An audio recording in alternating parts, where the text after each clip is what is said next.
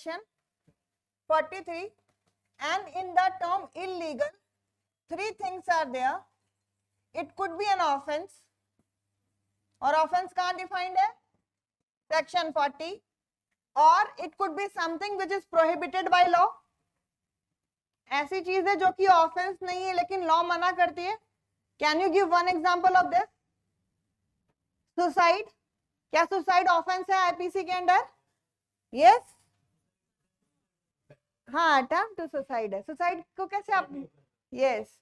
मरे हुए इंसान को हम स्वर्ग से थोड़ी ना लाकर उसका ट्रायल कराएंगे, इसीलिए सुसाइड ऑफेंस नहीं है. लेकिन अटेम्प्ट और अबेटमेंट ऑफ सुसाइड, अगर मानो एक बच्चे का सिलेक्शन नहीं होता है फर्स्ट अटेम्प्ट में और उसके रिलेटिव्स, उसके घर वाले उसको बोलते हैं क्या किया तुम, तो बोले थे पीएलए में बड़ी पढ़ाई हो रही है, सब समझ में आ रहा है, एमसीक्यूज भी सॉल्व हो रहे हैं, then what? You are a burden on this family, burden on this earth, and you decided कि let me end my life. तो करो ना करो, that is no concern. The other person they all will be liable for the offence of abetment of suicide. और सारे relative सबसे पहले इसके अंडर बुक होंगे, है ना, relatives and the neighbours. So something which is prohibited by law, it could be suicide or taking bribery, or something which is civil law. आपके बैराक में जो वर्ड लिखा है which furnishes a ground for civil action, तो क्या चीज ground देती है सिविल एक्शन के लिए? which is civil wrong. तो either an offense.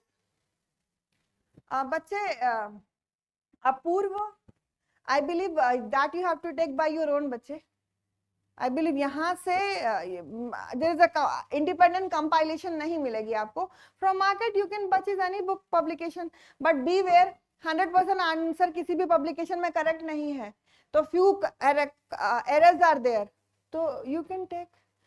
Source is any publication का book, any shop की. आप यहीं पर हो ना, आप आते हो ना मुखर्जी नगर में, many shops are there. Law book house is a good shop, you can buy from that. Online जाओगे तो 2-3 दिन टाइम डिलीवरी में लगा लेगा, that is a wastage of your time. तो you can take online also if you have done, या आप चाह रहे हो कि अभी पढ़ ले बाद में सॉल्व करना चाहते हो, take from any platform, any publication का बुक. लेकिन ये चीज दिमाग में रखना है कि कोई भी बुक मार्केट में जो है वो 100% करेक्ट आंसर्स के साथ नहीं है. किसी में 97% करेक्ट है, किसी में 90%, किसी में 95%. और आपको लॉ इसीलिए पढ़ाया जा रहा है so that you are in a position to mark कि अच्छा इसमें ये आंसर गलत है. You can cross check with your teacher, you can cross check with your friends if you have any doubt on the question paper. ठीक है, तो go for anyone, any publication. और एक हो जाए तो दूसरा ले लो, दूसरा हो जाए तो तीसरा ले लो, लेकिन पहले शुरुआत कहाँ से करनी है? PYQs से. बच्चे गलती क्या करते हैं? They start from the MCQs. PYQs से शुरुआत करनी चाहिए. PYQs मतलब फ्रॉम दैट पर्टिकुलर स्टेट, क्योंकि तब आपको आइडिया लगेगा कि उस पर्टिकुलर स्टेट में पूछ क्या रहे हैं. जब वो कंप्लीट हो जाए then go for solving MCQs of any state या एनी बुक में जो इट इज गिवन. बच्चे first of all they took the MCQs और लास्ट में फिर प्रीवियस ईयर सॉल्व करते. That's one again fair strategy. Go for PYQ then MCQs. ठीक है. तो इलीगल वी हैव डन कि what is prohibited by law, और what is a civil wrong, और what is a offence, all will come under illegal. और यहीं पर a term is given that is legally bound to do. Legally bound to do मतलब if something a person omit and that will be an omission him, तब हम बोलेंगे duty of what kind? Legal duty. तो illegal तभी कहलाएगा if there is a legal duty on a part of the person and that he has omitted to do. That is given in the latter part of section 43. 44 talks about injury, क्योंकि बहुत सारे case में injury word is used. If you see the extortion का offense तो वहां पर लिखा है कि when injury, fear of injury is called. तो injury को समझने के लिए we need to understand 44 where the term injury is defined. Injury में बहुत सारे लोग बस समझते हैं कि physical injury is there, but that is not the only case. Injury का मतलब harm which is caused illegally. If that harm is caused illegally, it means three things are there. It could be an offense. Who is unmuted? Radhika बच्चे, you are unmute. अपने आप को mute करो. Where is the mouse? Okay. Which is an offense or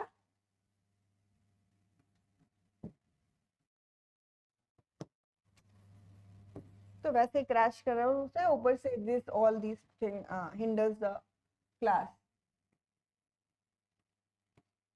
prohibited by law और which is a civil wrong. तो अगर कोई harm cause किया गया है by these thing, either to a person in his body, mind, property और reputation, it is cause की injury is done to that person. तो not only physical injury, medical mental injury, bodily injury, property injury, सब आएगा under the term injury. 45 talks about life. Life मतलब life of a human being and 50 talks about the section. Oath की बात कही गई है under section 51। 2017 में good faith has been asked in Punjab and in Chhattisgarh they have asked in 2019 good faith के respect में question, and good faith is essential element as it is required in many of the defense में। तो good faith is defined under section 52।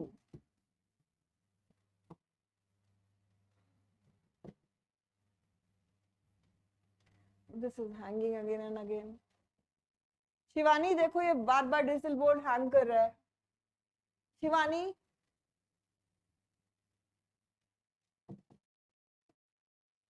nobody is there क्या?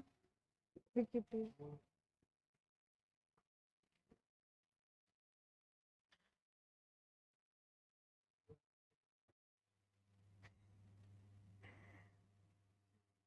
You can understand a product which is from yes, है ना? ऐसा ही होता है, we go for it, है ना? इंडियंस का नेचर क्या होता है, सस्ता जहां मिलेगा we go for it. Indian brand अगर है, हाँ फ्री में यस, भले वो कुछ भी हो, it is just you can see the example of that health क्या है, Mohalla clinic, nothing is given, all rubbish. Medicine क्या उसके नाम पे they give garbage, but the people are very satisfied, अरे कुछ तो मिला, even though it will not work, they have not listen to you properly. क्या आ रहे हैं कोई ना? ओके, देखते हैं term good faith, but let me tell verbally this is not moving. Okay done.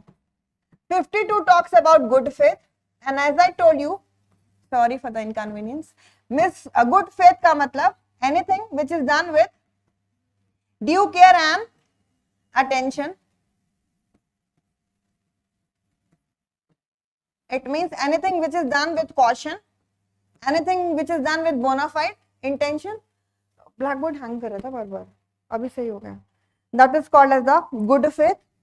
Harbouring is given in 52A।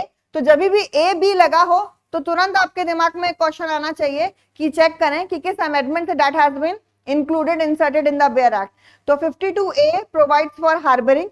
तो you should have the mind in mind कि 1942 में harbouring was added under the IPC under 52A में। Harbouring का मतलब you are supplying the offender with the food, shelter, arms, ammunition, आने जाने का किराया, anything in order to avoid apprehension, then it is said you are doing the harboring of the offender। So now chapter 2 is over. Now let us see chapter 3 which talks about the punishment। Chapter 3 is the punishment का chapter which contain the provision from section 53 to section 75। Yeah, any doubt? All are having the Bear Act, I believe, है ना? Bear Act तो कोई ऐसा नहीं होगा जिसके पास नहीं होगा। Online one also, क्योंकि सब कुछ will be reading from this only। There are 5 kinds of punishment under IPC, and many times they have simply asked कि क्या kinds कितने हैं? It is 5। So the first form is the death sentence or the capital sentence, which is the maximum form of sentence under IPC। Hanging the accused by his neck till his death। And you must be knowing Ahmedabad blast case में 38 people को फांसी की सजा हुई है, maximum number of people in the independent India के हिस्ट्री में। Next form of punishment is the imprisonment for life. Imprisonment for life या life imprisonment, both are same. इसका मतलब होता है कि as long as the accused will be alive, it means whole of the remaining of the life of the accused he has to be inside the jail. This is the general meaning.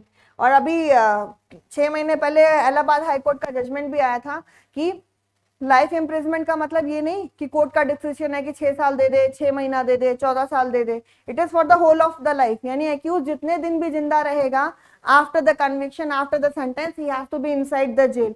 Got the point? This is the general meaning of the term life imprisonment. For the, हाँ बच्चे, for the whole of the remaining of the life of the accused he has to be in jail, but in two situation हम इस life imprisonment को 14 साल और 20 साल लेते हैं, क्योंकि जब भी ऑप्शन में आता है life imprisonment means for the whole of the life, दो ऑप्शन 14 और 20 इयर्स लिखा होता है, and many of the people will mark this. तो this is not the general answer, only in certain situation it is 20 और 20, 14 और 20 years. तो देख लेते हैं what are these two situation. तो अगर commutation is done of the life imprisonment, commute का मतलब होता है सब्स्टिट्यूट करना with the lighter form of sentence, यानी जो भी सेंटेंस मिली है उसकी जगह क्या मिलना, लाइटर फॉर्म ऑफ सेंटेंस। तो अगर लाइफ इम्प्रिजमेंट को कम्यूट किया जाता है तो सबसे पहला क्वेश्चन है कि कौन कम्यूट करेगा? It is the appropriate government which will commute. Appropriate government दिया कहाँ है? 55A में, विच टॉक्स अबाउट कि it could B central government और द स्टेट गवर्नमेंट। तो एप्रोप्रिएट गवर्नमेंट चाहे तो लाइफ इम्प्रिजमेंट को कम्यूट कर सकती है, सब्स्टिट्यूट कर सकती है विथ इम्प्रिजमेंट, जो कि मैक्सिमम जाएगा 14 साल। It is written for imprisonment for a term not exceeding 14 years, it could be less than 14 years. कहाँ लिखा है? सेक्शन 55 में। तो I hope you got the case जहां पर हम लाइफ इम्प्रिजमेंट को मैक्सिमम 14 साल ले सकते हैं जब उसे कम्यूट किया जाएगा। अनदर सिचुएशन इज कि कब हम इसको 20 साल लेंगे। In IPC many are the instances जहां पर फ्रैक्शन की बात होती है। If you see the last section of the IPC which is the residuary attempt, तो there you will be finding the punishment for the attempt can be 1/2 of the life imprisonment.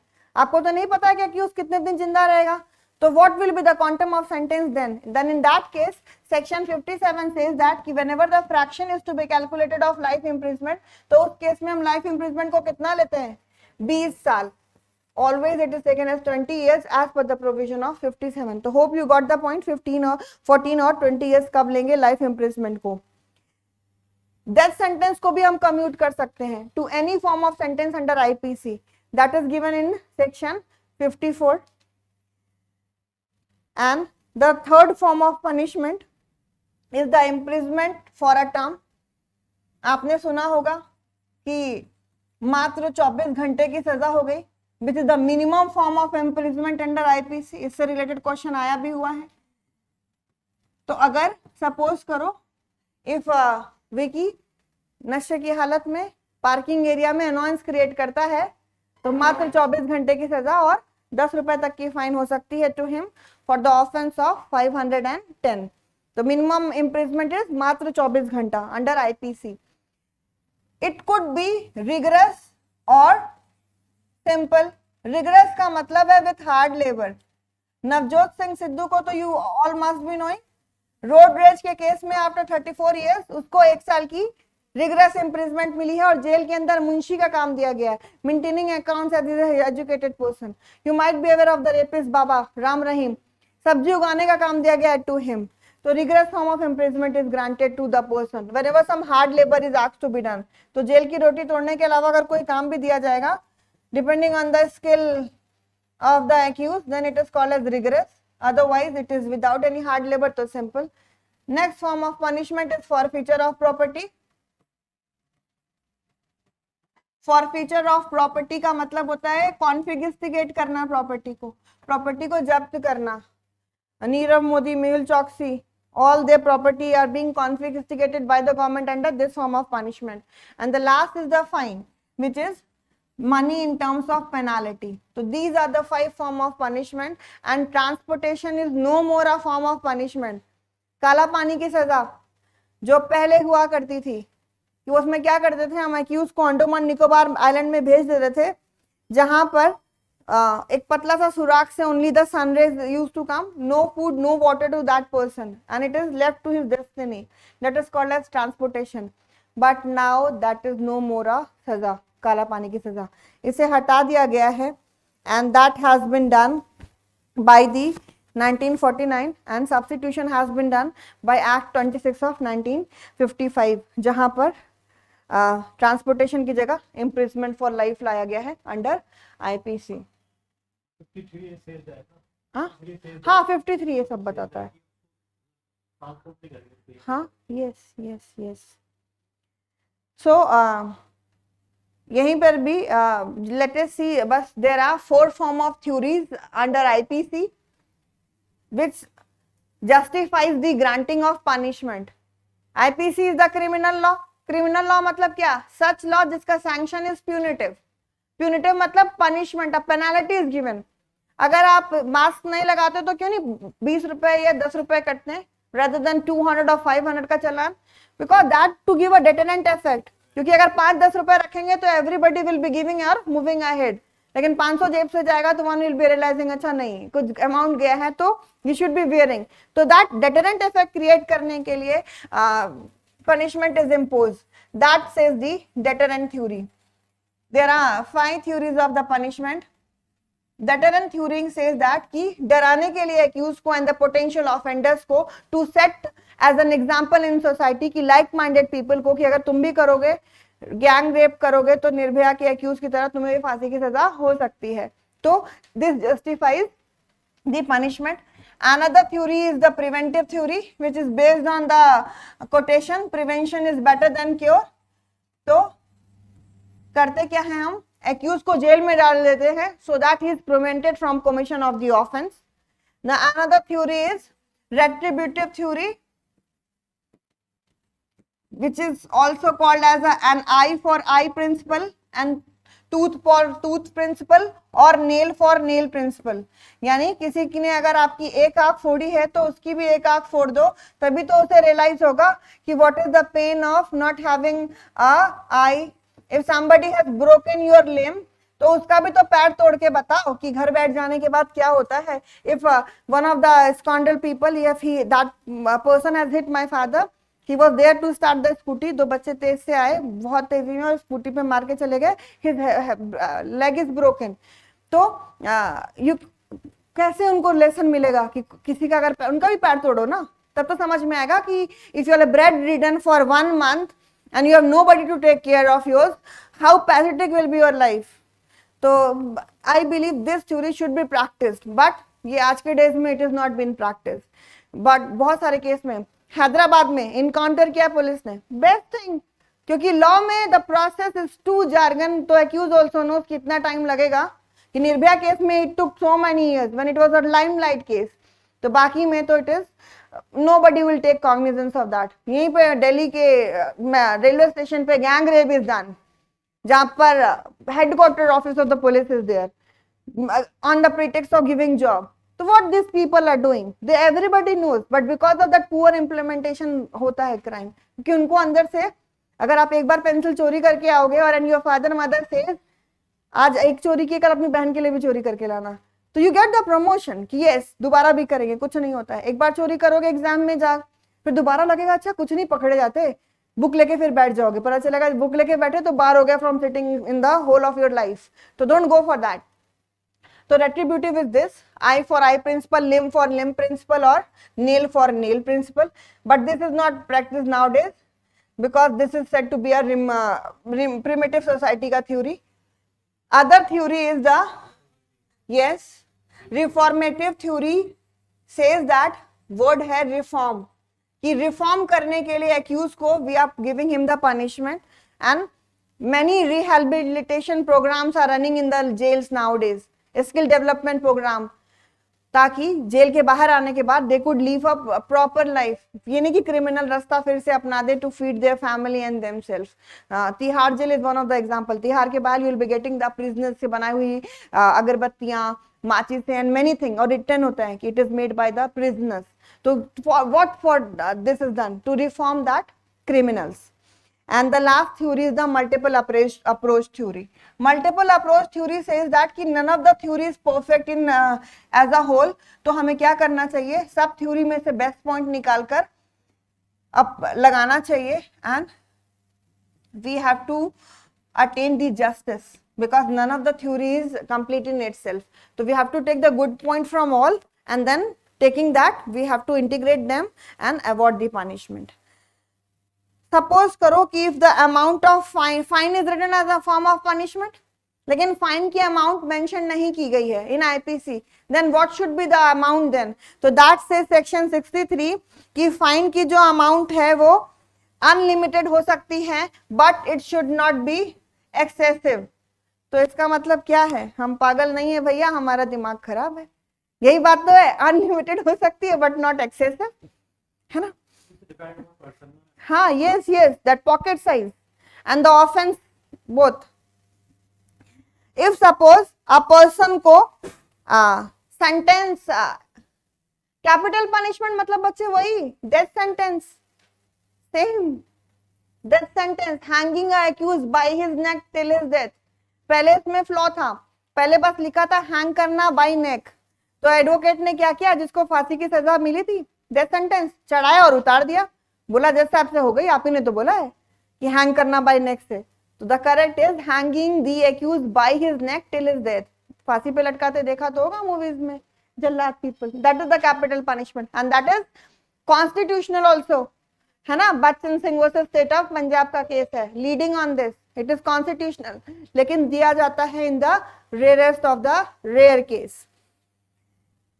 So suppose an offence is there जहां पर punishment as well as the fine is there, और एक इंसान ने fine नहीं पे की, तो उस फाइन के डिफॉल्ट में इम्प्रिजमेंट इंपोज की जा सकती है। तो what should be the maximum amount of imprisonment when that has been imposed in default of the payment of the fine? तो दैट सेज कि it could not be exceeding 1/4 of the longest imprisonment which is provided for that offence, and this is the wording of section 65 कि अगर कोई offence imprisonment fine दोनों के साथ punishable है and accused make the default of the fine, तो in default of the fine imprisonment is given, और जो कि 1/4, ये पूछते हैं 1/4 है कि 1/8 है कि 1/2 है, 1/4 से ज्यादा नहीं होगी। सपोज करो कि कोई ऑफेंस ऐसा है which is punishable with fine only and that fine is not paid, तो फिर कितनी इम्प्रिजमेंट दे? तो that is decided on the basis of the fine का अमाउंट।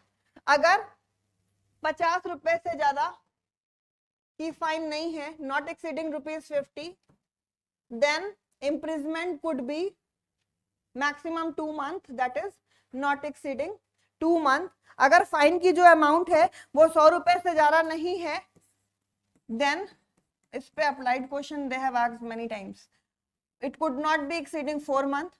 और अदर सम के लिए यानी 100 रुपए से ज्यादा के लिए अगर फाइन का अमाउंट था and that has not been paid, तो imprisonment in default of the payment of the fine will not exceed 6 months. तो 2, 4, 6 is the trick to remember the imprisonment का amount in default of the payment of fine as per section 67. और अगर imprisonment मिली है in default of the payment of the fine और fine पे कर दिया गया, तो क्या हम उस imprisonment को टर्मिनेट कर दें, खत्म कर दें? Answer is yes, as per section 68. 71 is the governing rule of IPC, क्योंकि it tells us कि what should be the limit of the punishment under IPC। क्योंकि अगर suppose करो if Vaishali has given example है to Riya एक चाटा, a single slap, and दूसरा instance है she has given 10 चाटा, तो क्या हम 1 साल के लिए पनिश करें वैशाली को फॉर कॉजिंग वॉलेंटरली हर्ट को ऑफेंस, और 10 साल की पनिशमेंट दे for causing 10 voluntary grievous hurt? क्या होगा? It will be 1 year. लेकिन सपोज करो ये वैशाली और रिया आपस में लड़ाई झगड़ा हो रहा था, तब तक राधिका बीच में इंटरवीन कर लेती है और वैशाली बोलती है अच्छा तू भी ले एक चाटा। तो what liability of Vaishali? 2 offenses, one for voluntary causing hurt to Riya and one for voluntary causing hurt to Radhika. तो 2 liability, 2 साल की punishment. Suppose करो if a person has done डकैती का offense also, if a person has done murder का offense also at the same time, यानी डकैती with murder, तो क्या हम उसको एक बार ऑफेंस डकैती के पनिश करेंगे 395 में, फिर मर्डर के लिए 302 में पनिश करेंगे, या डायरेक्टली हम उसको 395 लगाकर डकैती विथ मर्डर के लिए पनिशेबल कर देंगे? डायरेक्टली विथ डकैती विथ मर्डर, मतलब अगर कोई एक्ट ऑफेंस है, ऑफेंस 1 एंड 2 इन दोनों को मिलाकर if that is another offence, तो हम इनकी इंडिपेंडेंट पनिशमेंट नहीं देंगे, will be giving the punishment which is for that independent offense. All is given under section 71 में। और punishment run कैसे करेगी? That is the discretion of the court. या तो पैरेलली रन कर सकती है ना, एक के बाद एक या एक साथ सारी, either concurrently or consecutively. This is written in section 31 of the CRPC में कि अगर मानो चोरी भी किसी ने किया है, मर्डर भी किया है, तो क्या चोरी और हम मर्डर की पनिशमेंट एक के बाद एक चलाएं कॉन्जिक्यूटिवली या पैरेलली चलाएं? That is the entirely the description of the court that will decide कि कैसे करना है punishment. Solitary confinement is given इन, नहीं पहले 72 देख लेते हैं। अगर ये पता है कि एक person guilty of several offences है, लेकिन ये श्योर नहीं है कि out of those offences what offence he has committed, यानी इतना तो पता चल रहा है कि उस इंसान ने चोरी करी है या रॉबरी करी है, क्योंकि चोरी का ही एग्रीवेटेड फॉर्म है रॉबरी, लेकिन ये क्लियर नहीं हो पा रहा है, एविडेंस इज नॉट देयर, तो for which offence will be punishing? Only for theft, lighter offence के लिए, that is given in section 72। Solitary confinement is a form of punishment as given in section 73. Solitary confinement मतलब जो काम Covid में होता है ना, किसी कोविड पेशेंट को सबसे पहला स्टेप क्या किया जाता है? उसे आइसोलेट किया जाता है। यस, वही काम यहाँ पर भी किया जाता है in the solitary confinement. Solitary confinement में एक पर्सन को आइसोलेट कर दिया जाता है फ्रॉम द अदर को prisoner and the other human being, ताकि जेल के ऑफिसर्स के साथ भी उसका कोई ह्यूमन इंटरवेंशन ना हो, कोई कॉन्टैक्ट ना हो। That is called as solitary confinement. और सॉलिटरी कॉन्फाइनमेंट केवल उन्हीं केस में दिया जाता है जहां पर court has the power to grant the rigorous imprisonment. This says section 73 and in no case it will be exceeding 3 months, yes, as a whole. और अगर देना कैसे है, that limit is provided in section 74 कि in no case it will be exceeding 14 days at a time. लेकिन अगर हमें punishment मिली है which is more than 3 years months, तो क्या करेंगे? 1 महीने में 7, फिर इंटरवल्स, फिर उसको, हाँ, yes yes yes. Enhance punishment, money times they have asked कि अगर किसी इंसान ने चैप्टर 12 या चैप्टर 17 का ऑफेंस किया है, chapter 12 talks about the offence which is related to government coin and stamp, 17 talks about the offences against property. तो अगर किसी इंसान ने इन चैप्टर का कोई ऑफेंस किया है पहली बार एंड ही इज कन्विक्टेड, और जो ऑफेंस किया है उसकी मिनिमम पनिशमेंट 3 या 3 साल होनी चाहिए।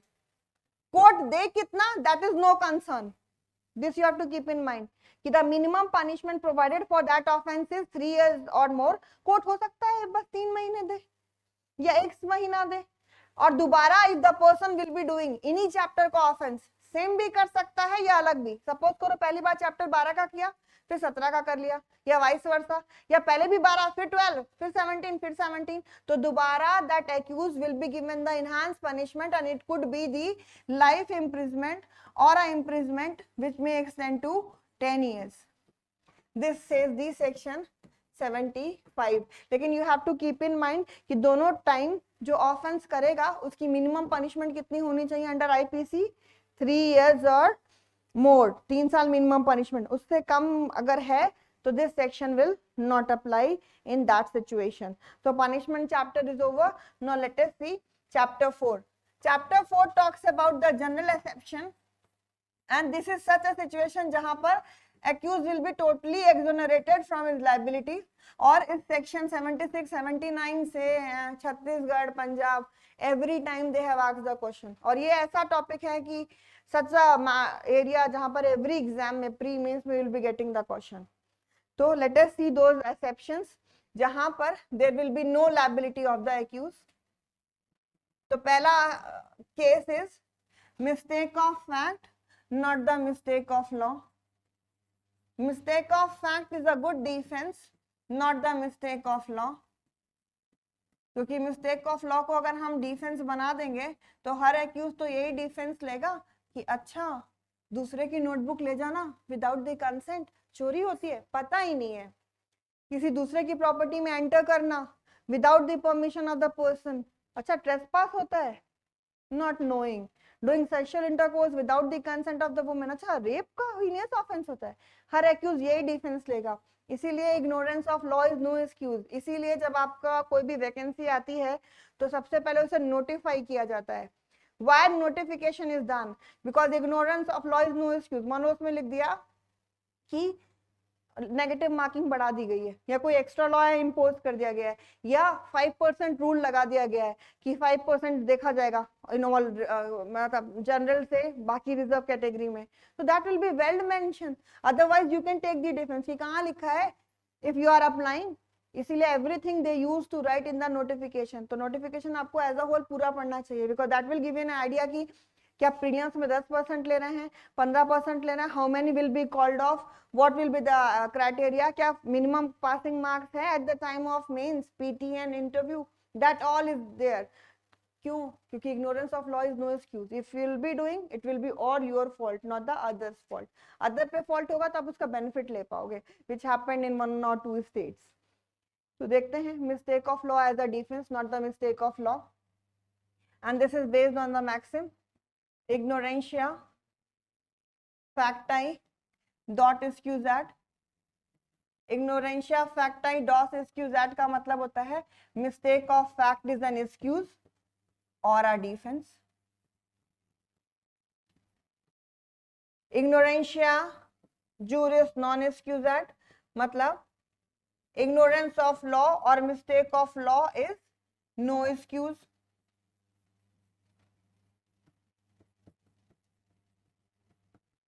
तो देखते हैं whatever are the provisions under IPC which talks about these defense. मतलब mistake of law to be a defense, not the mistake of law. So the first provision is section 76. Section 76 talks about bound by law. Bound by law मतलब duty bound to do. If suppose Divya is there और दिव्या को लगता है कि I am the officer of the court.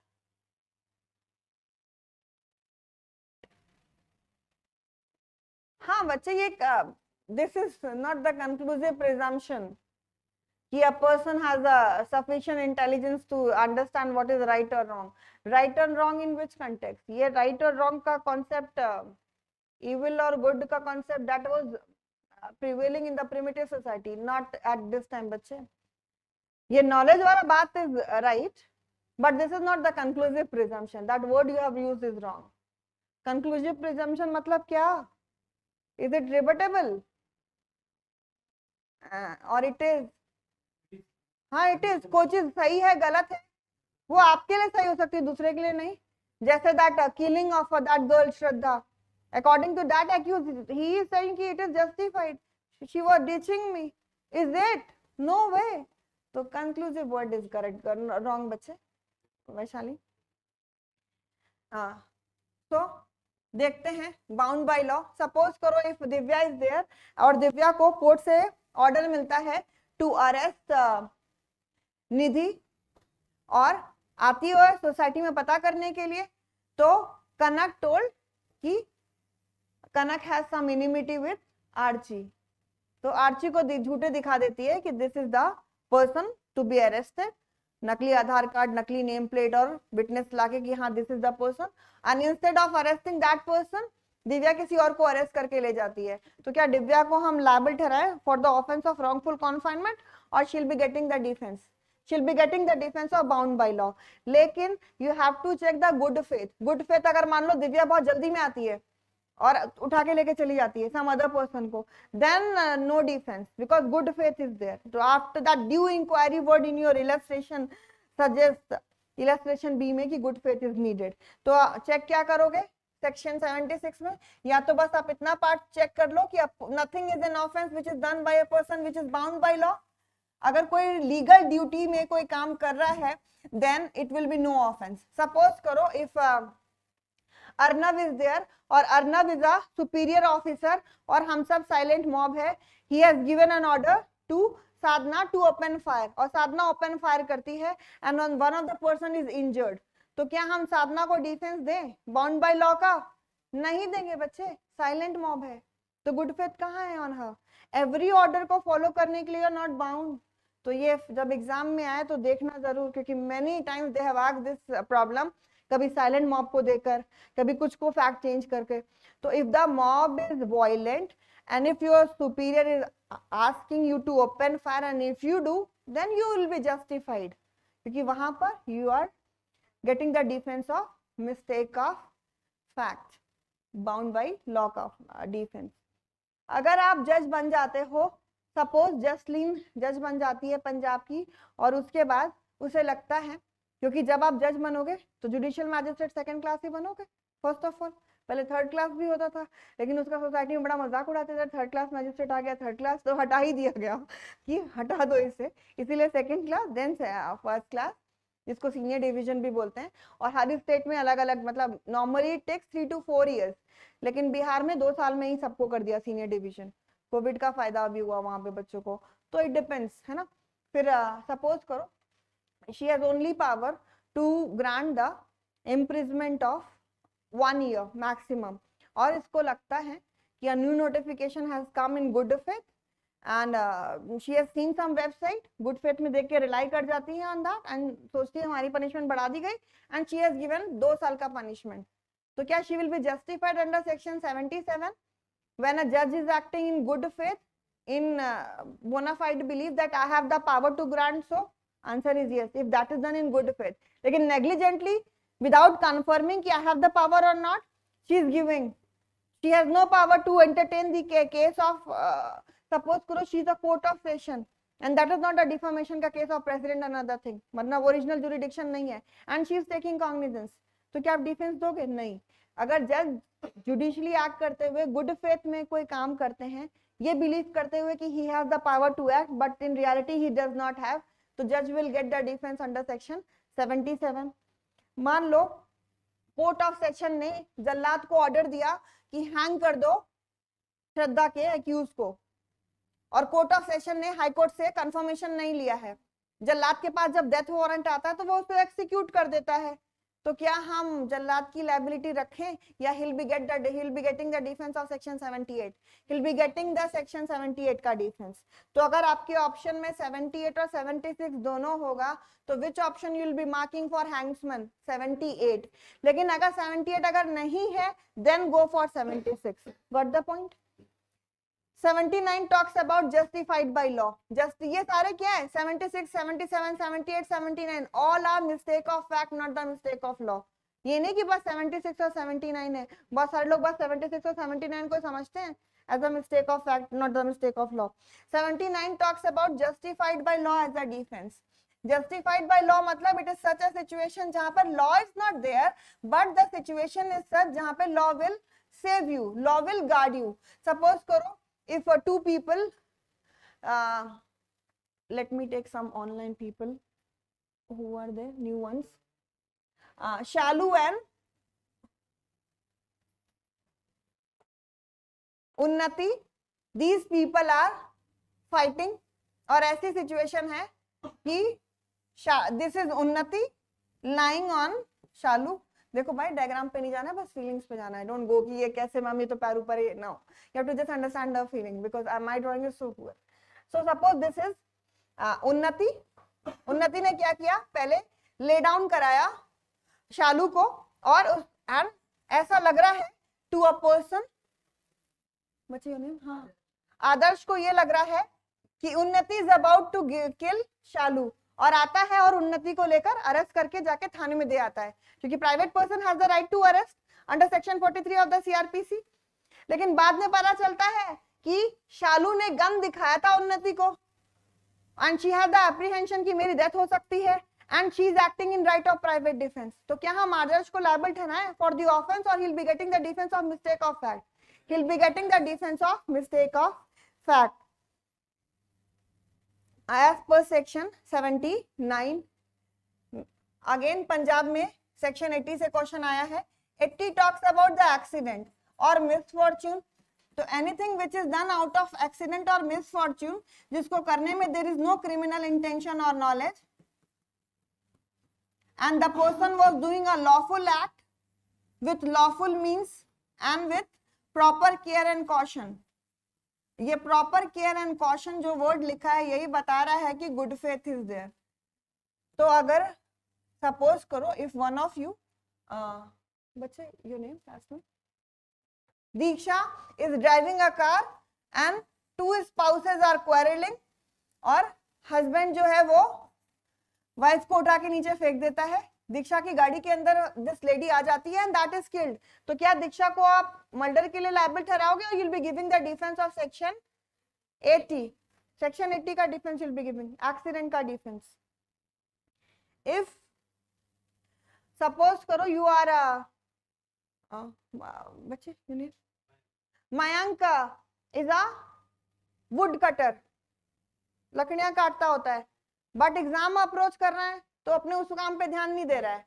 तो one day he is cutting the wood without ensuring कि x is properly working और not, and he has mentioned the fact to his friend कि I have brought गाजर का हलवा as a lunch। तो the fact is कि his friend is there beside the trees and he asks this person Mayank कि चल भाई lunch कर लेते हैं, हलवा सुन के मुझे तो भूख लग रही है। तो when he was cutting the wood, तो होता क्या, that front portion of the egg flies off and this person is beheaded। Head portion अलग हो जाता है from the other part of the body. तो क्या हम मयंक को लायबल ठहराएं फॉर द ऑफेंस और एक्सीडेंट का डिफेंस दे दें? Why defence is given? Yes, defence क्यों मिलेगा? आई एम आस्किंग, मिलेगा तो you should be telling why. Defence नहीं मिलेगा। आई टोल्ड यू कि he is negligent. Exam are, yes exactly, proper care and caution कहाँ है, गुड फेथ कहाँ है? I told you this fact कि he is nowadays starting. तो कुल्हाड़ी ठीक है या नहीं ये इंश्योर नहीं कर रहा है। तो if he is negligent, good faith नहीं है, तो he will not gate the defence of accident. लेकिन मान लो ये इंश्योर करता कि कुल्हाड़ी प्रॉपर है कि नहीं, फिर if he hit and is cutting और accidentally that front portion flies off and kill the person, then he gets the defense। ठीक है, so that is there as a part of your illustration। now let us see next defense, necessity। necessity knows no law on this maxim, this defense as is based, which say that cod necessitates not habet legem। जिसका मतलब होता है necessity knows no law, यानी जब परिस्थितियां विकट होंगी तो you are not bound to follow the law in that situation. समझते हैं through the example. Necessity is given in two section of the IPC, one is section 81 and another is section 92। तो necessity में होगा क्या, दो harm होंगे, H1 and H2, late it B. एक harm को प्रिवेंट या अवॉइड करने के लिए the person is causing another harm, लेकिन उसको कॉज करने के लिए ही don't have any intention. Knowledge तो होगी कि whatever he is doing it might cause some harm to person or property, but he has no criminal intention and he is doing for the purpose of preventing or avoiding other harm, तो he will be greater harm नहीं है। who said? यहीं से आई, greater harm नहीं है। अगर greater harm होता तो सिचुएशन कुछ और ही होती, लेकिन लॉ में there is a gross misuse हो जाता and the person enjoying the constitutional post having the privilege they will not be defended in that situation। इसीलिए अदर हार्म लिखा है। मयंक को एग्जाम्पल में ले लेते हैं। सपोज करो Mayank, you are the captain of a ship in which 20 to 30 passengers are there. Situation इस तरीके की है कि आगे प्रोसीड नहीं कर सकते क्योंकि आगे सी वॉल है, समुद्री mountain. This side you, if you proceed तो देयर इज अ पॉसिबिलिटी कि एक छोटी सी स्टीमर है जिसमें 2 पर्सन हैं, they will be killed. This side you can not proceed because tempest is there, समुद्री तूफान आया हुआ है। And this side you can not proceed because there is a Bermuda triangle, जो भी गया कभी लौट के नहीं आया। तो सिचुएशन इज ओनली वन। अगर ये वाली boat, late it B steamer boat, ये अगर प्रोसीड करती है इस डायरेक्शन में तो 20 से 30 लोग मर जाएंगे। And if this boat A proceed in this direction then these 2 people decide. Mayank being the captain of the ship, he decided that I'll be proceeding in this direction and these 2 people are killed। तो क्या आप necessity का defence दोगे? Yes. लेकिन suppose करो इसी में, let us change the fact, Mayank is the again the captain of a ship with 20 to 30 passengers and these 2 people are our president and PM। and what happened, इस वाली ship का, that steamer का जो captain है, he has proceeded in this direction and these 20 to 30 people on board are killed। तो क्या defence दोगे? yes, क्योंकि बिगर हार्म नहीं है, other harm word is written. तो प्रिविलेज पीपल, कॉन्स्टिट्यूशनल पोस्ट पे होल्ड किए हुए people, they will be saved first. एक हॉस्पिटल में सीट बचेगी, गॉड फॉरबिड कभी ऐसा हो कोविड के केस में, तो who will be saved first? President. मान लो दोनों बीमार है, president and PM and vice president CJI, who? Only president, first citizen, उसके बाद हायरार्की कम्स। ऐसा थोड़ी ना कि फोटो में कोई भी कहीं खड़ा हो जाता है, छोटा है तो पीछे जाओ, पीछे, बड़ा है तो आगे आओ, पीछे जाओ, मतलब छोटा है तो आगे, बड़ा है तो पीछे। No, hierarchy is there. when the group photograph is there तो हायरार्की होती है, कौन किस पोस्ट पे आएगा, है ना। कॉन्स्टिट्यूशन में they will be reading, ऐसा थोड़ी ना कि yes yes, है ना। so 81, हाँ yes। सपोज करो एक शिप है जिसमें अगेन मयंक इज देयर और वो डूबने वाली है, और डूब इसलिए वाली है क्योंकि इसमें ओवर क्राउडिंग है, सामान भी बहुत ज्यादा भरे हुए हैं, साथ साथ में पैसेंजर्स भी हैं। तो पहले इस सामान को उठा के फेंकता है, फिर देखता है कि भाई अगेन बैलेंस नहीं है, तो पैसेंजर्स को उठा के फेंकने लगता है। फिर he took the defence of necessity. तो क्या दोगे? No. Self preservation is no necessity, है ना। Queen versus Dudley and Stephen का केस है, जहां पे अपनी जान बचाने के लिए लोगों ने एक बच्चे का मर्डर कर दिया था। they have killed a person Parker on the defense कि वो तो बच्चा है, खुद ही मर जाएगा without food and water on the voyage। Court ने बोला कि private necessity is no necessity, self preservation is no preservation under necessity के ground पे। 92 देखते हैं। 92 is again the instance of necessity। It says that if something is done for a benefit of a person, if that is done in good faith, लेकिन यहाँ पर consent is not there. Consent इसलिए नहीं है because the person is incapable to signify the consent. Incapable हो सकता है unsound mind का है इसलिए, या माइनर है या इसलिए, या it is impossible for that person to signify, unconscious state में है, प्रोफेसली ब्लीड कर रहा है, तो इसीलिए कंसेंट इज नॉट देयर। तो if these 3 ingredients are there कि एक चीज की गई है for a benefit of a person in the good faith and without the consent of the person, as it is not possible for that person to signify because it is impossibility का situation, or that person is incapable by law to signify the consent, then that will be no offense। Suppose करो इस देखो चीता तो वैसे vegetarian होता है, लेकिन who knows, नाम भी ऐसे आया है तो नॉन वेज भी खाता हो। तो सपोज करो शिवी के दोस्त को चीता लेके चला जाता है। अब चीता बनाना तो is difficult for me, but समझ जाना कि ये चीता ही है ना। एंड चीता के मुंह में शिवी का कोई फ्रेंड ए है। Shivi is a very good shooter, वो मेडल भी लेकर आई है इंडिया में शूटिंग में, 10 मीटर एयर राइफल में। तो शी सेड टू ए कि बहन तू घबरा मत, बस 2 सेकेंड।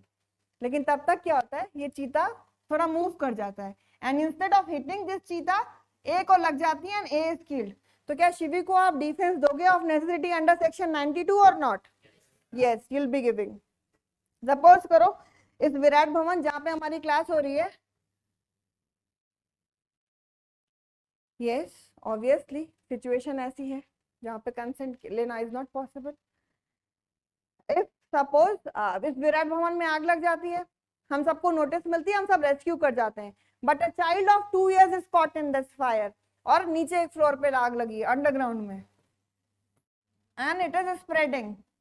तो what this guard uncle did, he took that child along with him, और हम सब नीचे खड़े हैं and we are holding blanket. Uncle knows कि throwing from a such a height 2 साल का बच्चा, it could be fatal for him, but he has the intention to save the life. While throwing, if the child is killed, तो क्या that guard person को you'll be making him liable or you'll be giving the defense of necessity का defense मिल जाएगा। लेकिन suppose करो this side there is a swimming pool, this side there is a sand lying, and this side there is a highway, national highway number 9, and instead of throwing anyways he throws towards the national highway and the child is killed, तो क्या liability होगी और defense of liability is there? Where is the good faith in this example? So 92 necessity we have done. Now let us see infancy as a defense, infancy or tender age. So we have to see two provision, 82 and 83. 82 says that nothing is an offense which is done by a child which is below 7 years of age, यानी कोई भी बच्चा अगर 7 साल से कम है तो उसकी कोई लायबिलिटी नहीं होगी। You will not be checking anything else, बस ये चेक करोगे कि क्या वो 7 साल से कम है। दिस टॉक्स अबाउट डोली इन कैपेक्स। डोली इन कैपेक्स मतलब incapable of framing guilty mind.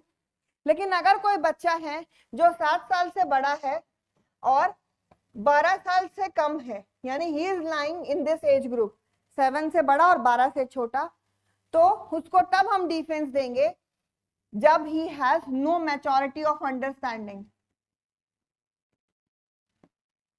यानी जब उसके पास समझ नहीं है to understand what is good, what will be the consequence on his interest, then only the defence will be given. बच्चे क्वेश्चन है आपका ना, शशांक के भाई बहन है, सपोज करो this is the sister of Shashank and this is the brother of Shashank. दोनों को while playing in a park, these people, बहन जो है वो 8 साल की है and भाई जो है वो 9 years का है, they got a chain while playing in a park. तो ये बहन चेन उठाती है, देखती है तनिष्क का मार्क, शॉपकीपर के पास ले जाती है, शॉपकीपर इसको बड़ा वाला डेयरी मिल्क वाला जो कैडबरीज का बंधन का पैक आता है वो देकर बोलते हैं भाई बेटा ले जाओ। तो बोलती है अच्छा अंकल, तनिष्क की चॉकलेट के बदला या अरे चेन के बदले बस एक चॉकलेट, कम से कम 50,000 देने होंगे, 3-4 लाख की चेन है ये। तो अंकल बोलते हैं चल फायदे में ही रहूंगा, 50,000 दे देता हूँ। First situation. Second situation is this boy also got the same chain that brother, और वो चुपचाप से जाता है और किटकैट की चॉकलेट लेके खुशी खुशी चला आता है फ्रॉम दैट शॉपकीपर। तो दोनों बच्चों में से किस बच्चे को आप सेक्शन 83 का डिफेंस दोगे? Yes, in the second case. ठीक है बच्चे, मैंने बताया तो डोली इन कैपेक्स का मतलब होता है incapable of framing guilty mind. डोली इन कैपेक्स दिया है 82 में और डोली कैपेक्स दिया है 83 में। Yes, capable of framing guilty mind. अगर ऐसा होगा तो you will not be giving defence. Next is the unsoundness of mind as a defence.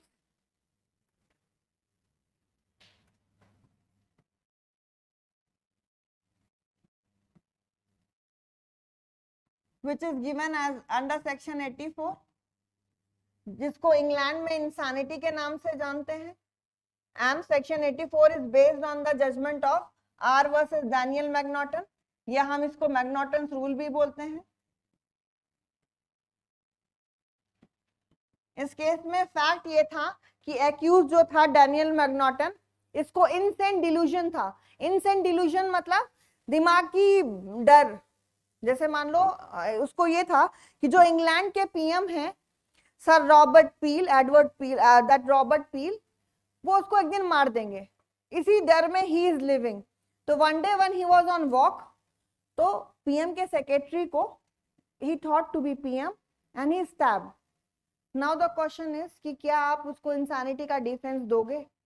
तो two thing you will be observing. पहला कि क्या there is a medical unsoundness of mind, यानी एक इंसान क्या मेडिकली इल है, और वही होना चाहिए कि जो आप सिम्टम्स दिखाओ और जो प्लीड करो both must be the same. ये नहीं कि प्लीड कर रहे हो नींद में चलने वाली बीमारी का और कोर्ट में दिखा रहे हो दूसरे सिम्टम। मतलब हु विल बी टेलिंग कि you are suffering from a disease of mind? Doctors का certificate, doctor report will tell. तो whatever you are alleging and whatever there in your report that must be the same. ये नहीं कि बोलो कोई बीमारी और फिर क्लेम कर रहे हो कुछ और। So and because of that disease of mind, you will be having the legal unsoundness of mind. Legal unsoundness of mind, you are incapable to know. Because of that, सबसे पहले क्या होगा? Medical unsoundness होगी।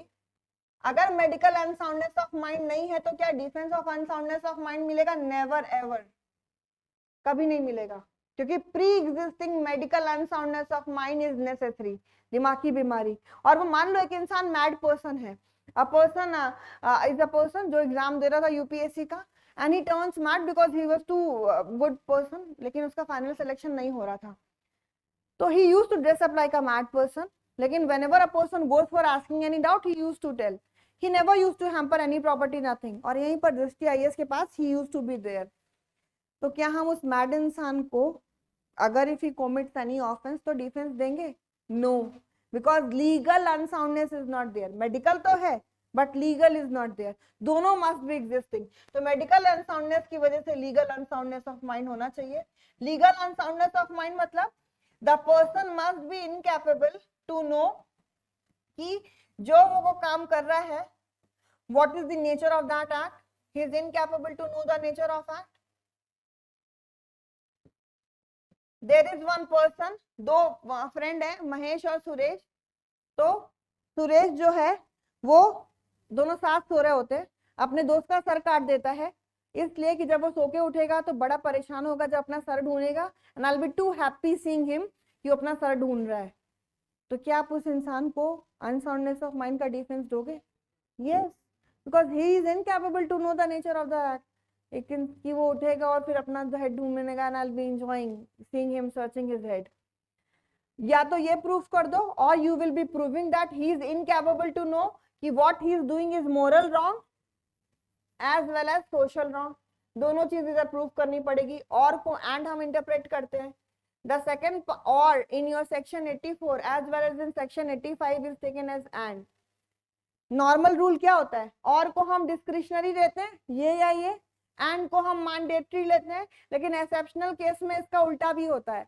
तो this is the exceptional case. Second part और में हमें दोनों चीज प्रूफ करनी पड़ेगी। हमें ये प्रूफ करना पड़ेगा कि पर्सन इनकैपेबल है ये जानने के लिए कि जो वो कर रहा है मोरली रॉन्ग है, एज वेल एज जो वो कर रहा है वो लीगली रॉन्ग है। If both is there, then only the defense will be given. Otherwise आप इतना पार्ट प्रूफ कर दोगे, you'll be getting the defense. So अगर एक इंसान है, सपोज करो इफ एग्जाम्पल ये बच्चे व्हाट्स योर नेम, हाँ Manu, if Manu is there, और मनु पढ़ते पढ़ते शाम को टेंशन हो ही जाती है, टारगेट कंप्लीट होता नहीं है, पेंडिंग में टू मच इज देयर, तो ही थॉट कि पटियाला पैक ले लेता हूँ। एग्जाम्पल है, लेना नहीं है, क्योंकि बहुत सारे लोग बोलते हैं कि लेने के बाद सारे गम भूल जाते हैं। तो लेते लेते इसने अपनी हालत ऐसे बना रखी है, रोज लेता है, क्योंकि एक दिन केस लॉ का नहीं याद हो रहा था, अगले दिन मैक्सिम नहीं याद हो रही थी, फिर लोकल लॉ तो लगा पूरा भूल गया है, फिर जब एक लॉ कंप्लीट करा तो पीछे वाला तो दूसरा लॉ जो टच नहीं किया वो तो ऑल गायब। तो धीरे धीरे क्वांटिटी बढ़ा रहा था, but example not to be implemented in reality. तो one day he turn unsound. तो क्या हम इसको सेक्शन 84 का डिफेंस दें on the ground of delirium tremens? Yes, दे या नहीं दे? पहले ये तो बताओ, क्यों नहीं देंगे? खुद से ले रहा है तो, बट ये क्या एक डोज से हो जाएगा? he will be getting it because continuity is required. ऐसा नहीं कि एक डोज लोगे और this is not humanly possible कि एक डोज लो दूसरा डोज लो और एक महीने के अंदर अनसाउंड हो जाए। Very long year is to be required, या बहुत quantity of for long period of time, month भी हो सकता है लेकिन बहुत लार्ज क्वांटिटी, तो you'll be getting the difference if you'll be doing so. Because of drinking in such a continuous state, your mind turns mad. That is called as the situation of delirium tremens.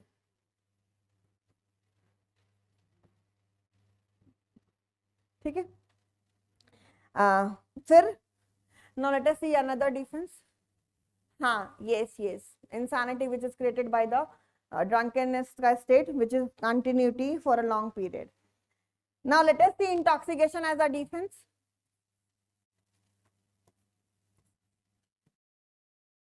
क्योंकि most of the crime is done in the हालत of नशा, intoxication, है ना।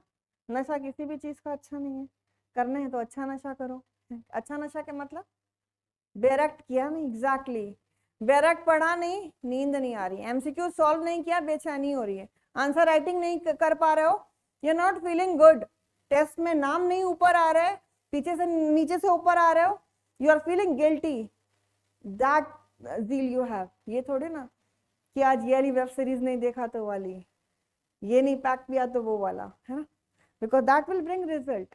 और success ना बहुत कुछ मांगती है ना। There is a line of a song, है ना, सजदे किए हैं लाखों, कितनी दुआएं मांगी, तो ये सक्सेस पे इम्प्लीमेंट होती है कि you have to do a lot, और जितना मिलेगा सेटिस्फाइड नहीं होगे। सीजीएम बन जाओ, मतलब सिविल जज जूनियर डिवीजन बन जाओगे तो लगेगा कि जल्दी से 5 साल पूरा हो और लिमिटेड कंपटीशन का एग्जाम दें ताकि अंदर प्रमोशन हो जाए, या यूल बी सेइंग कि भाई किसी तरह एचजीएस क्वालिफाई हो जाए after quitting, you want promotion, you want other life में इनहेंसमेंट, क्योंकि there is another line of a song, जितनी भी मिलती जाए लगे थोड़ी थोड़ी। So this is for the success, but success needs a very long time. और ऐसे नहीं कहा जाता, पेरेंट्स बोलते हैं ना पढ़ाई तपस्या है, तो इट इज बच्चे। There are few lucky people जो नहीं पढ़ते हैं और उनका एग्जाम हो जाता है, but they are the luckian, very few percentage, वो लिखवा कर ही आए होते हैं, अदर वेज से दे गॉट द एंट्री। जो नॉर्मल एंट्री है, it take work, it take your time, है ना, it take your labour, smart work along with the hard work। Hard work नहीं होगा तो स्मार्ट वर्क ही केवल करोगे तो that will not bring the result. बहुत सारे लोग शॉर्ट कट मारते हैं, तो शॉर्टकट नाउ डेज प्रीलिम्स निकल सकता है शॉर्टकट पे, but mains will never be. तो चारा सब निकालना है ना, पीटी मास्टर तो बनना नहीं है। बहुत सारे बच्चे यार पीटी मास्टर, पीटी किसी स्टेट का रुकता नहीं, बट अनफॉर्चुनेटली मेंस किसी स्टेट का निकलता नहीं। तो the main reason is they are not working for the mains. Mains के लिए काम करोगे तो ऑब्वियसली पीटी का के लिए कर ही रहे हो, जब पीटी पास आता है तो go for PT mode only solving questions. लेकिन हाँ, पीटी मोड में करोगे कि प्रीलिम्स निकलेगा फिर देखेंगे, इट इज नॉट पॉसिबल, क्योंकि now this the trend is just 21 days का gap is required between the prelims and the mains as per the guideline of the Supreme Court। इससे ज्यादा तो आप क्लेम ही नहीं कर पाओगे। अब मिल गया तो इट इज और योर गुड लक, नहीं मिला तो और योर बैड लक। बच्चे मेडिकल और लीगल इंसैनिटी में डिफरेंस ये है, मेडिकल इंसैनिटी मतलब क्या, you are having a disease of mind which will be corroborated by the medical evidence।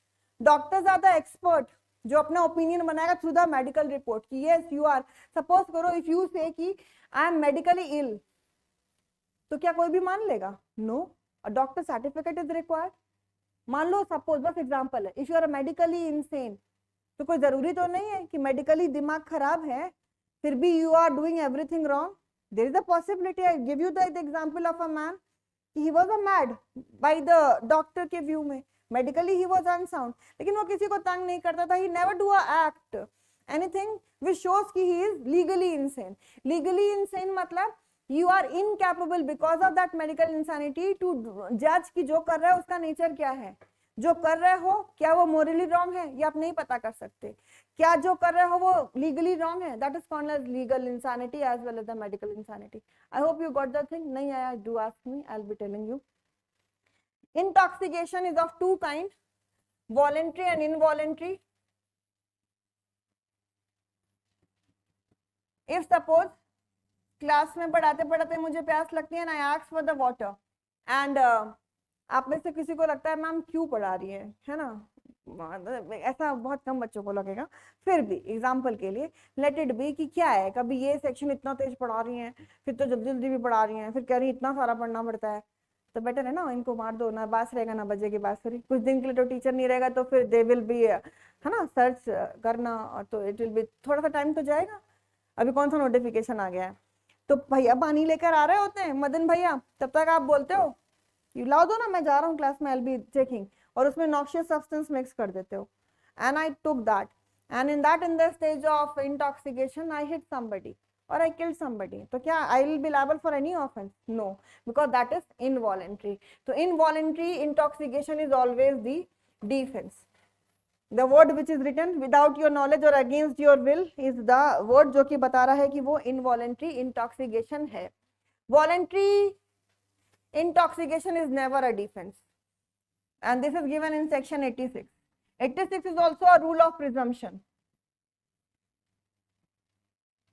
अगर सेक्शन 86 नहीं होता फिर भी हम प्रिज्यूम कर लेते, लेकिन आईपीसी के अंडर नहीं, फिर हमें section 114 of the Indian evidence act की मदद लेनी पड़ती। Section 86 talks about such situation जहां पर एक इंसान इज वॉलंटरली ड्रंक, मतलब वॉलंटरली इंटॉक्सिकेट किया है अपने आप को। सपोज करो if a person, I need one, let me check, कौन, anybody of you want to be, yes, yes, your name, Shivam, yes, Shivam is there, और शिवम जो है यहाँ पर that black dog पीने लगता है ना, काला कुत्ता, there is some brand, हाँ मुझे बच्चे बताते हैं, है ना ऐसा ब्लैक डॉग कुछ होगा, काइंड ऑफ लिकर, हाँ है ना, हाँ यस यस। तो यहाँ लेना शुरू करता है, टेंशन है बच्चों की लाइफ में, सबसे सारा टेंशन तो बच्चों की लाइफ में ही होता है। This part when you after the college you are unemployed, और पेरेंट्स जाने से पहले एग्जाम लास्ट अटेम्प्ट है, दूसरा चांस नहीं मिलेगा, गर्ल्स को शादी करा दी जाएगी, बॉयज को बिजनेस में आ जाना। तो होता क्या है, इस एक्स्ट्रा प्रेशर है, तो सिलेबस नहीं कंप्लीट हुआ है, पढ़े हो एग्जामिनेशन वाले दिन कुछ याद नहीं आ रहा है। This will happen with every human being, ये नहीं कि आपके साथ हो रहा है, इधर भी वही होता है, बाकी ह्यूमन बीइंग को भी यही होता है। At the day of exam you will be feeling कुछ नहीं आता रहा, काश पढ़ लिया होता, दैट रिमोट का फीलिंग विल बी देयर कि क्या है, अपने आप का मार्क क्यों नहीं पढ़ा है, कुछ याद ही नहीं आ रहा है। तो लिखा होगा इन योर एग्जाम कि no, not at all, no defence, कोई डिफेंस नहीं। पार्शियल डिफेंस क्या होता है बच्चे, या तो मिलेगा या तो नहीं मिलेगा, नो पार्शियल डिफेंस।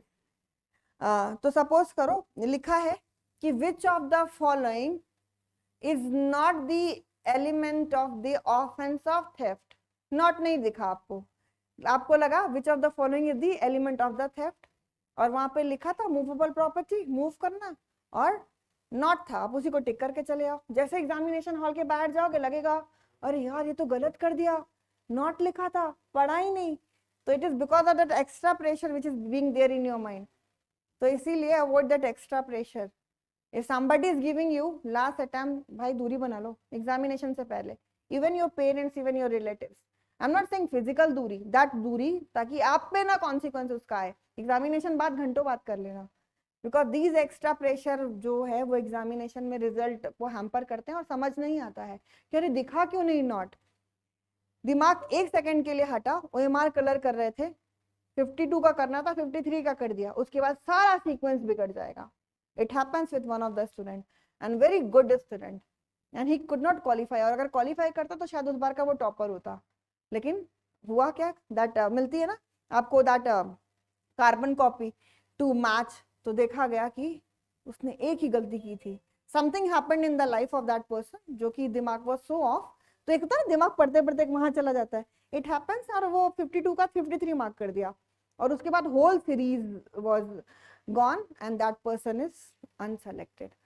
तो होता है ये सब because of that extra pressure which society and the other people are creating, क्योंकि हर नेबर और हर relatives are China and Pakistan barring exceptions. So that Shivam has started taking that black dog liquor, a kind of liquor, और यहाँ पे he turned intoxicated, और उसके बाद शिवम कौन सा ऑफेंस करना है, मर्डर, मैम का ही, मुझे मेरा ही, चलो ठीक है, अरे कोई बात नहीं, कौन सा आप कर रहे हो, है ना, आप सब करोगे, नो वे। फॉर्म में भरना होता है, क्या कोई एफआईआर आपके खिलाफ पेंडिंग है, कोई क्रिमिनल केस है, तो गलत लिखोगे तो सॉफ्टवेयर होता है, चेक कर लोगे, पकड़े जाओगे, फिर सारा क्वैश हो जाएगा selection.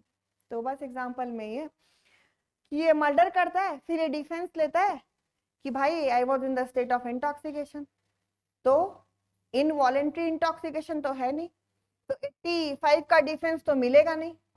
As he is in the state of intoxication, तो प्रोसिक्यूशन मेंस रिया कैसे प्रूव करे, तो उसके लिए सेक्शन 86 इज सेइंग कि knowledge will be presume on the part of the Shivam, कि इसके पास नॉलेज है कब, at the time when he was sober, कि if he is taking, तो at the time will come when he'll turn intoxicated के state में high to judge what is right and what is wrong। तो section 86 will only apply in such offense जहां पे intention और knowledge is the form of the mens rea, क्योंकि knowledge को presume करना है हमें, और आईपीसी में कोई ऐसा ऑफेंस नहीं है जहां पर केवल knowledge as a form of mens rea है, तो ये उन्हीं सिचुएशन पे लगेगा जहां पर इंटेंशन और the knowledge is the form of mens Riya. Intention हम प्रूव नहीं कर पाएंगे क्योंकि person is in the state of intoxication, तो नॉलेज के बेसिस पे हिल बी मेड लायबल। तो क्या हम चोरी के केस में 86 को लगाएंगे, no way possible, dishonest intention is the mens rea. क्या हम क्रिमिनल ट्रेसपास के केस में लगाएंगे, नो वे, नॉट पॉसिबल। ठीक है, गॉट द पॉइंट नाउ। नहीं, मेंस रिया होगा, लेकिन मेंस रिया कौन सा होगा, ऐसा ऑफेंस जिसमें इंटेंशन के साथ साथ नॉलेज भी है। अगर केवल इंटेंशन है तो ये सेक्शन नहीं लग पाएगा। क्यों नहीं लग पाएगा, क्योंकि नॉलेज प्रिज्यूम कर रहे हैं हम, गॉट द पॉइंट। जब नॉलेज है ही, पहली बात तो देखो, if the you know the offence of criminal trespass, किसी दूसरे की प्रॉपर्टी में एंटर करना विदाउट द परमिशन। सपोज करो आप ही लेट आते हो क्लास में और हाई वॉल्यूम में चाइना का वो सड़ा वाला स्पीकर लाकर कच्चा बादाम लगा कर आते हो, तो you have done the criminal trespass, your mens rea is intention to annoy. वो बात अलग है कि none of us is annoyed, we people are busy in reading, so that is no concern, you have done the criminal trespass। तो if you are done in the state of intoxication, जो कि आप अपने आप लेकर आए हो, तो क्या करें, इनवॉलेंट्री है नहीं, तो आपको डिफेंस मिलेगा नहीं, प्रोसिक्यूशन मेंस रिया प्रूव नहीं कर पाएगा because you are in state of intoxication, how you will be framing guilty mind. तो क्या करना है, हमको जाने दें। तो दैट केस में section 86 come into the role, कि उस केस में हम नॉलेज प्रिज्यूम करेंगे। तो नॉलेज वहीं प्रिज्यूम तो कर पाओगे जहां पर knowledge is a form of mens रिया, और आईपीसी में कोई भी एक सिंगल ऑफेंस ऐसा नहीं है जहां पर केवल knowledge is the form of mens rea. Knowledge is something other is there in the alternative, what the point, है ना। So 86 is over. Now let us see the consent. Suppose करो बच्चे, what's the name? अर्शिता मुझे अपने घर बुलाती है और फिर बोलती है मैम ट्रेसपास के लिए आप लायबल। तो क्या ऐसा होगा, calling friend at your home and then you are making him liable for criminal trespass? Not possible, because consent का डिफेंस मिल जाएगा, and consent का defence is given in following section 87, 88, 89 and 92 is there, लेकिन 92 में consent नहीं है, it is without consent, and this is based on the maxim voluntary not fit injuria, जिसका मतलब होता है to a consenting person harm is not done, and for the consent age under IPC is 12 साल, क्योंकि जो नहीं पढ़ के जाएगा वो रामबाण एज 18 साल लगा कर आता है, लेकिन जिसने सेक्शन 90 पढ़ लिया विच इज द कंसेंट, तो वहां पर लिखा है कि if anybody is below the age of 12 years तो दैट इज नो कंसेंट। तो कंसेंट के लिए एज क्या है, 12 या 12 साल से ऊपर। अभी 90 again I will tell after completing this section. Suppose करो if two of you, let it be Varsha and other कौन है जो नहीं अभी तक आया, Anjana, Varsha and Anjana are fencing. इन लोगों ने डिसाइड किया है पढ़ने के बाद कि चलो हम लोग तलवारबाजी करते हैं। वाइल लॉफुल प्लेइंग चोट लग जाती है टू वर्षा, तो क्या लायबल होगी अंजना फॉर द ऑफेंस? या मान लो जानबूझ के हिट किया है कि कुछ दिन ये ना पढ़ पाए, हाथ में इंजरी रहेगी तो कुछ दिन तो आपकी पढ़ाई हम पर होगी, तो फिर क्या कंसेंट का डिफेंस दोगे? नो, क्योंकि section 87 which talks about the consent as a defence. ये स्पोर्ट्स या गेम्स में लगता है।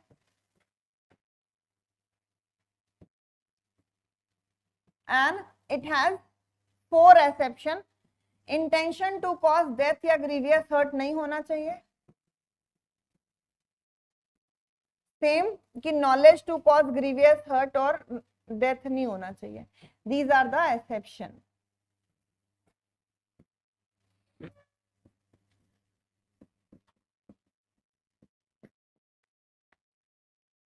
तो while lawful playing, if the अगर आप जाते हो नेशनल गेम्स देखने इन मोटराइज स्टेडियम और वहां पर बॉल लग जाती है आपको, तो क्या player will be liable? No. अगर लॉफुल प्लेइंग करते वक्त है, मान लो लॉ वो जो प्लेयर है वो भी जुडिशरी के लिए प्रिपेयर कर रहा है और वो स्पोर्ट्स कोटा से एडमिशन पा रहा है, उसकी पढ़ाई तो हो नहीं रही है, वो देखता है बच्चे ये नहीं, हाँ हाँ पावनी के वो देखता है कि वो पढ़ाई कर रही है, तो देखकर उधर उसी के ऊपर हिट करता है, so that she is injured, dislocate हो जाए बोन, तो क्या that person will be, that cricketer will be getting the defence of consent और नॉट?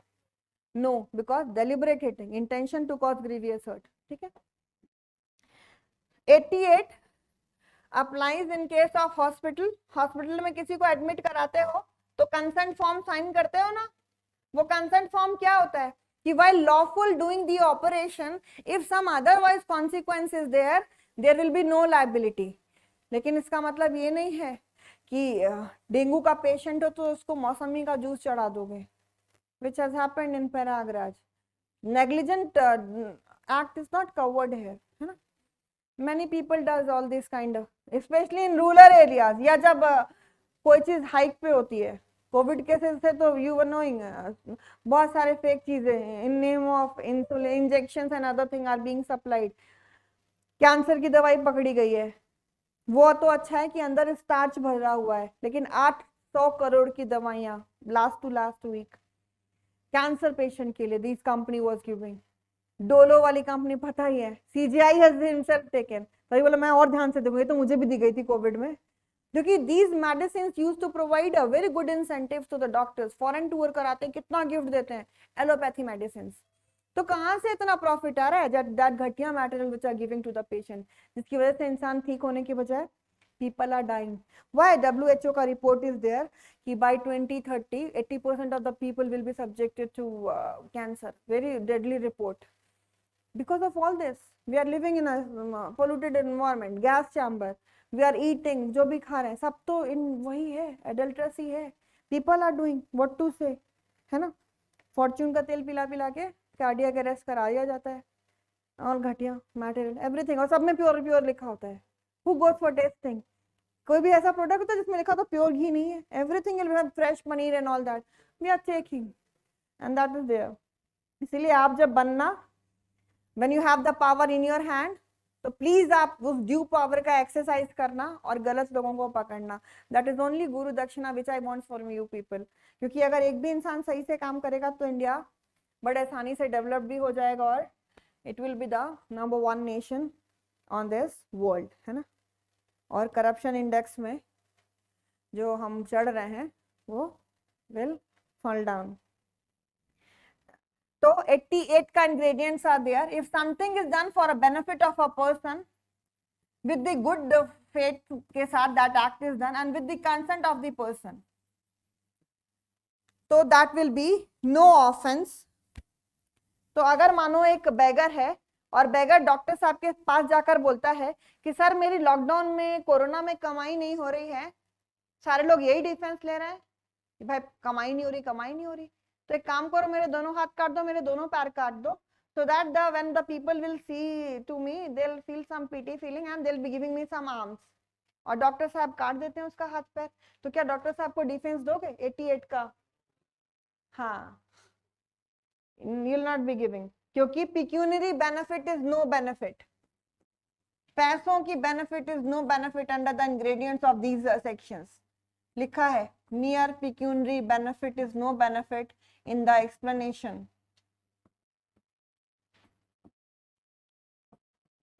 ठीक है, pecuniary मतलब पैसों की benefit, that is written in illustration, मतलब एक्सप्लेनेशन ऑफ सेक्शन 92 में लिखा है ये बात.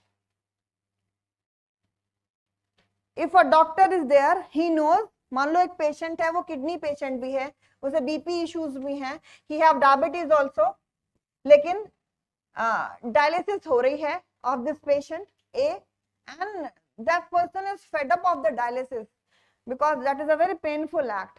तो he said to the doctor कि आप मेरी किडनी ट्रांसप्लांट कर दो. डॉक्टर नोज दिस फैक्ट कि it could be very fatal for him, इतना हेल्थ इश्यूज है, फिर भी he goes for transforming the transplanting kidney and the process that person is killed. तो क्या डॉक्टर साहब की कोई लायबिलिटी होगी और 88 का डिफेंस मिल जाएगा, 88 का डिफेंस मिल जाएगा. इफ सपोज करो आगे की सीट पे बैठकर, एग्जांपल है, विकी इज यूजिंग स्मार्टफोन और despite my saying he is using, और डीपी देख रहा है और बोला अच्छा थोड़ा देर रुक जाओ उसके बाद I will be changing, and what I did, I had thrown something, कुछ भी, डस्टर ऑन हिम, और इसे चोट लग जाती है and he is very conscious about his face and all, चोट लग स्कार हो जाता है. तो क्या I will be liable for the offence और I will be getting the defence of section 89. 89 का डिफेंस मिल जाएगा. टीचर्स को, पेरेंट्स को, गार्जियन को डिफेंस मिला होता है under section 89. When you have taken admission here, while filling the form, you have given, your parents have given implied consent कि for the correctional method, reasonable amount of force is justified. लेकिन इसका मतलब ये नहीं है कि excessive force should be used, जो teachers करते हैं, है ना, इसको specially in schools and in government schools. एक फादर है and that father has already 3 girl child. Fourth पे again they got the girl child and this girl, fourth girl child is having the liver का issue, fatty liver, hepatitis C she is having. तो that father had the intention, ये बात जानते हुए कि liver transplant करना fatal है, लेकिन ही थॉट कि अच्छा है कम हो जाए, otherwise too much expenses on study and in dowry and other thing. तो if the father said go for the operation to the doctor, तो क्या फादर को 89 का डिफेंस दोगे? No, because he will fall under proviso 1, intention to cause the death of section 89. अगर चारों proviso में से किसी में भी फॉल करेगा तो कंसेंट का डिफेंस नहीं मिलेगा. Section 89 says that if something is done for a benefit of a person, which person, either unsound mind person or the person who is below 12 years of age, and that is done for a good faith of the person and with the consent of either the parent or the guardian, then there will be no offense. If something is done while exercising this as per section 89, 90 talks about the consent. तो देखते हैं consent क्या है, लेकिन section 90 is given in the negative sense.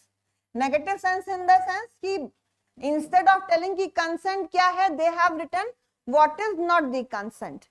तो last paragraph में which I have told you कि consent की एज 12 है, that is written कि nothing is a consent which is given by a person who is below 7 years of age, under 7 years of under 12 years of age. This is given in the last paragraph. Consent of a child. फिर है कि अगर कोई इंसान, suppose करो if a girl, वही श्रद्धा वाले case में ही ले लेते हैं कि श्रद्धा इज देयर और श्रद्धा के उस फ्रेंड ने उसे प्रॉमिस किया था कि आई विल मैरी यू. तभी they have started in living and they are living together for a long year. तो false promise किया था I'll marry you. On that pretext, if she has submitted to him and that person is again and again doing the sexual intercourse, harassing her, तो क्या you'll be making that accused liable for the offense of rape or you'll be giving की consent का defense to him? Liability. Consent का defense नहीं होगा क्योंकि consent अगर दी गई है under misconception of fact, if the consent is given under misconception of fact or under fear of injury, and इसके साथ साथ क्या इंपॉर्टेंट है, जिसको कंसेंट दी गई है that person either knows the fact or he has the reason to believe कि person ने तभी कंसेंट दी है when he is under the misconception of fact. or he is under the fear of injury. If he knows or he has the reason to believe such thing, then it is taken as no consent in the eyes of law as per the first paragraph of section 90. If a person is in the state of intoxication or in the state of unsoundness of mind, and because of that intoxication or unsoundness of mind, that person is incapable to know कि जो काम कर रहा है उसका interest पे उसके क्या असर होगा, तो क्या उसकी कंसेंट को हम कंसेंट माने? No. That is written in the second paragraph.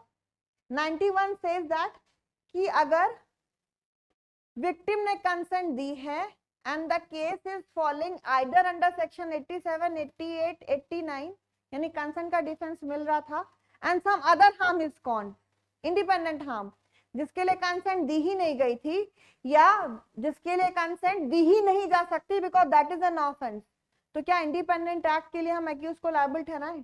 Yes. Who said no? Yes. Suppose if two people are fencing, two women are fencing, उसमें से एक is pregnant and while lawful playing if a miscarriage is caused, तो क्या हम liable ठहराएं या consent का defense दे दें? It will be liability का case, क्योंकि causing miscarriage is an offense and consent for the offense could not be given. ठीक है, that is written in section 91. 92 we have already done. 93 talks about कि अगर कोई communication की गई है और ये communication की गई है good faith में for the benefit of the person, then that is no offense. Suppose करो Jasleen is the superintendent in a hospital and she is the in charge of the ICU patient. One of the patient asked that कि ma'am बताओ जिंदगी में कितने साल है मेरे पास रहने के लिए, कितने दिन है, and she said कि अच्छा बताओ आपकी फैमिली में कौन कौन है, whether you have any male child, is he educated, earning, what about your daughter, married, unmarried, educated तो हैं, what about your will, what about your spouse, और उसके बाद हाथ रखते हुए कंधे पे बोलती है भाई मैक्सिमम 1 हफ्ता मैक्सिमम, और ये सुनते ही पेशेंट को कार्डियक अरेस्ट होता है and that person dies. तो क्या you'll be making her liable or you'll be giving her the defense of communication under section 93? Defence मिल जाएगा. लेकिन कोविड की सेकेंड वेव वाली सिचुएशन है, because of the negligence many people have lost their life. Yes, we have to admit this, क्योंकि many people are saying कि Covid कुछ नहीं होता. What is this mask, what is this sanitiser, if nothing is there तो whatever is the guideline हमें वही follow करना पड़ेगा. If there is no research nothing. But many people first wave में एंजॉय किया, दूसरे पेपर में we have seen humanity at a threat, people are dying on the road. तो one that same Jasleen decided कि इनकी वजह से we have to give 24 hour का duty, we are not allowed to go to our home. Many doctor and medical professional have lost the life, तो let me not give food to these patient for 1 day, so that कि they can realise कि negligence करने का कितना consequence होता है. And one patient which is in the critical stage in ICU on ventilator that died. तो यहाँ पर क्या you will be making her liable और not? Yes, liable, because good faith is not here. Now let us see कि अगर suppose करो कि you people are there, you all are, example है, आप सब जो हो वो डॉकैट्स हो एग्जाम्पल में. Let me take few new people. Okay, पुराने को ले लेते हैं, आगे के बेंचेस को ले लेते हैं. मीनाक्षी, नेहा, श्रद्धा, सॉरी साधना, विकी,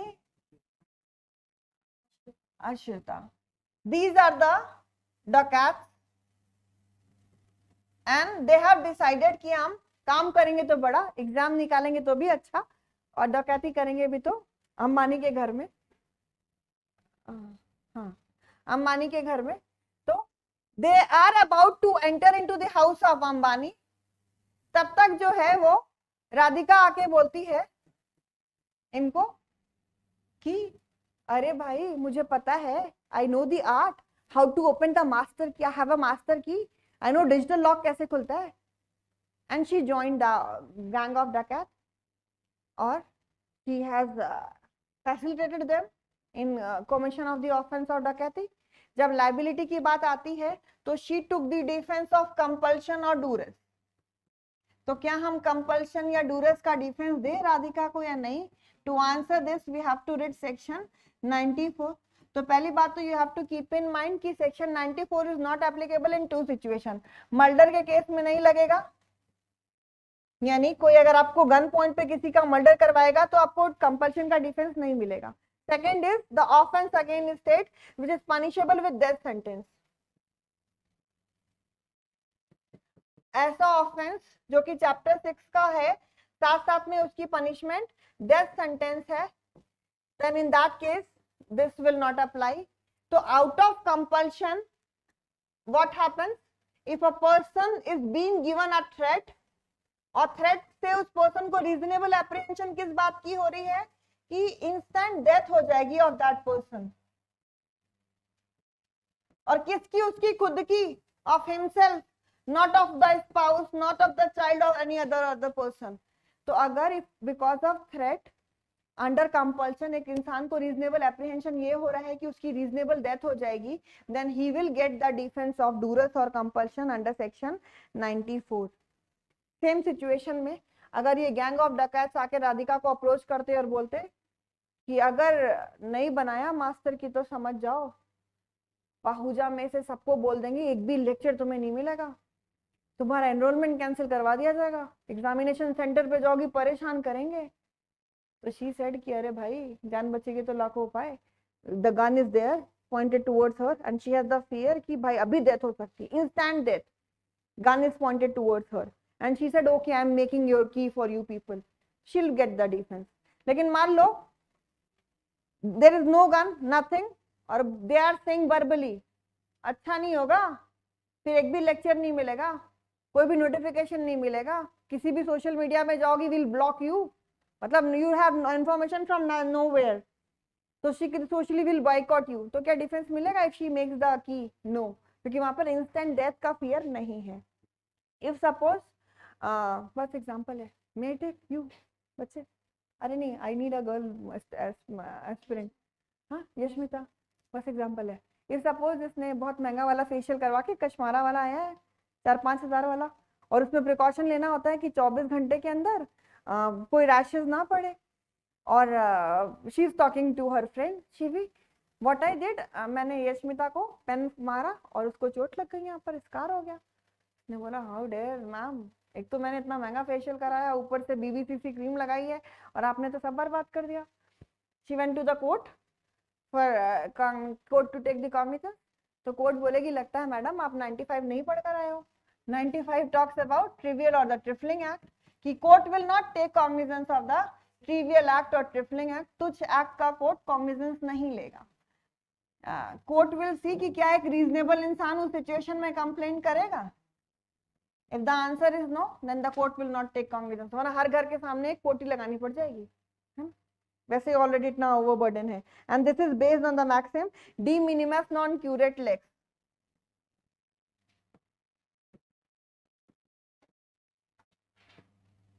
जिसका मतलब होता है law will not take note of trifling act.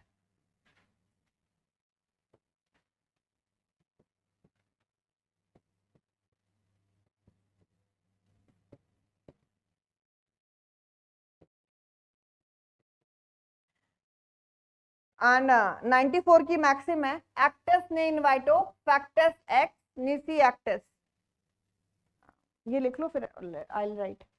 And right of private defence next class में पढ़ लेंगे because you have another class also. तो यू राइट नेक्स्ट सेक्शन 94 का मैक्सिम एक्टस ने इनवाइटो फैक्टस एस निसी एक्टस। इसका मतलब है an act done against the will of the person is not that person act, यानी कोई भी काम आपकी इच्छा के विरुद्ध करवाया जाएगा तो आपका एक्ट नहीं माना जाएगा। इसीलिए कंपल्शन में something is asked to be done you get the defence of compulsion और डूरेस। Shivam any doubt? हाँ हाँ हाँ हाँ हाँ हाँ yes yes yes. So next class we will be reading right of private defense and onwards 96 and onwards। Thank you for the class.